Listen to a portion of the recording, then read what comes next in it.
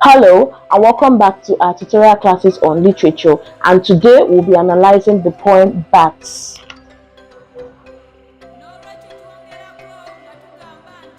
Analysis of the poem Bats.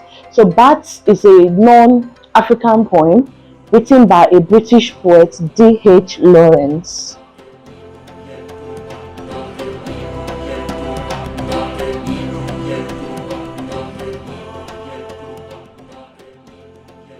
The poem was written by a British poet with the name D.H. Lawrence, and then we'll look at the poem. First off, the structure. The poem has 45 lines.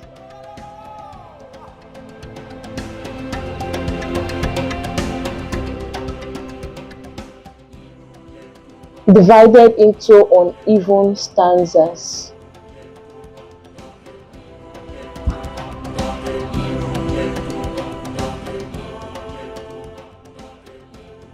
There are stanzas with just a line, there are stanzas with 2 lines, there are stanzas with 3 lines, 4 lines, 5 lines, even 6 lines. So the poem is uniquely structured. Then we look at the content analysis of the poem. The poem begins on a relaxed note. The third persona, as if talking to someone, describes his environment. It is evening, he's sitting on a terrace, but then he says the sun comes from the west, as against the popular belief that the sun rises in the east. Perhaps that is why the world is taken by surprise, that the last line of that stanza.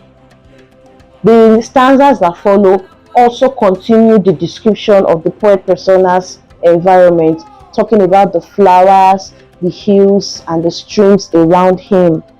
He then notices objects flying above and identifies them as swallows. For a while, he's taken in by the pictures the bird creates, flying in a circular loop, forming a parabola.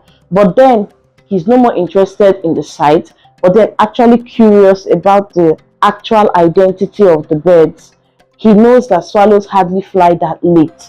So, further observation confirms his suspicion that indeed the birds are not swallows. And then he tries to observe the differences between the birds he's seeing now and actual swallows. He confirms that these birds lack the pure loop and they are less flexible than the actual swallows. And as their identity clicks, he exclaims, "Bats!" So the rest of the poem goes on to, describe the poet persona's disgust for bats. He describes them as disgusting rags, and he thinks they make people uneasy.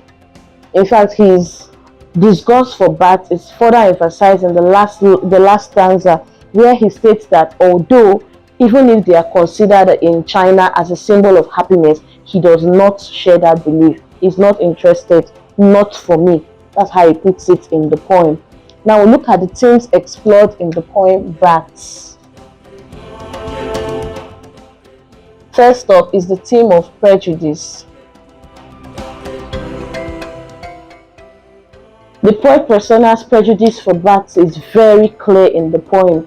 In fact, he describes them using words filled with repulsion, such as disgusting and vindictive. So his prejudice against bats is very clear. We also have the theme of beauty of nature.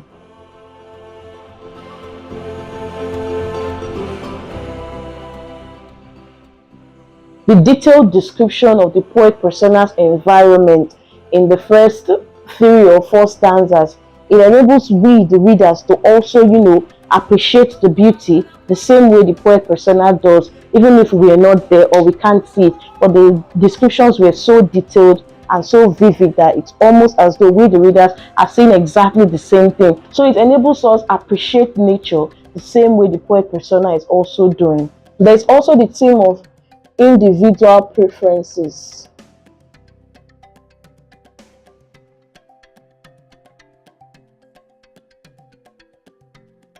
The theme of individual preferences is shown in the poem in the way the poet persona is very loud and very vocal about what he likes and what he hates.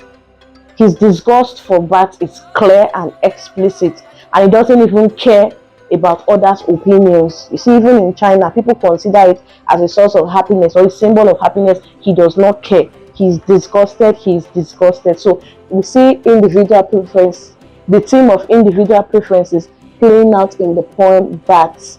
Then we look at the poetic devices.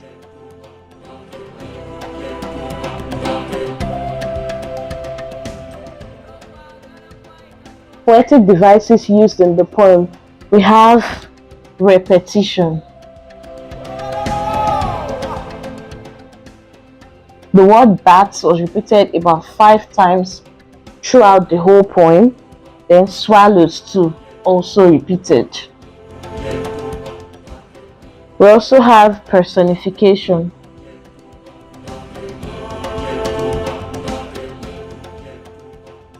When the tired flower.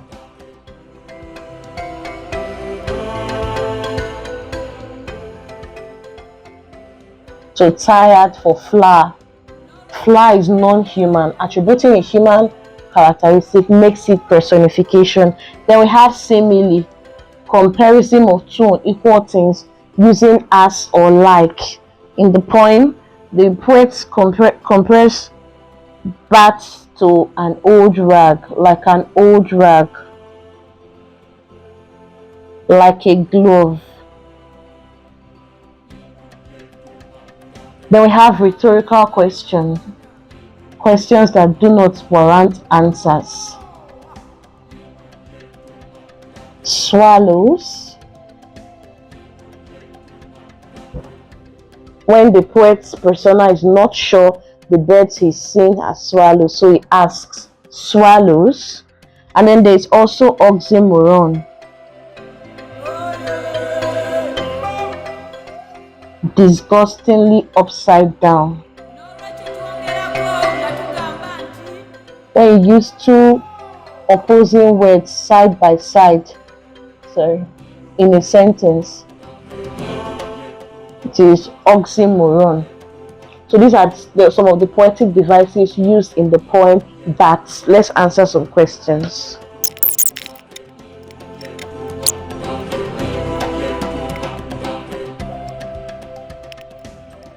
So we attempt some past UTME questions on bats. In China, according to D.H. Lawrence, bats are symbols of birth, caution, joy. The poem says they are symbols of happiness, so joy is a synonym. Bats are symbols of joy in China. The poet persona mistakes the bats for swallows, pipistrellos, sparrows, owls. The answer is swallows. At first, the poet persona thought it was looking at swallows. Where was the poet persona seated to observe the animals? At the tree branch, on a rock, by the sea, at the terrace.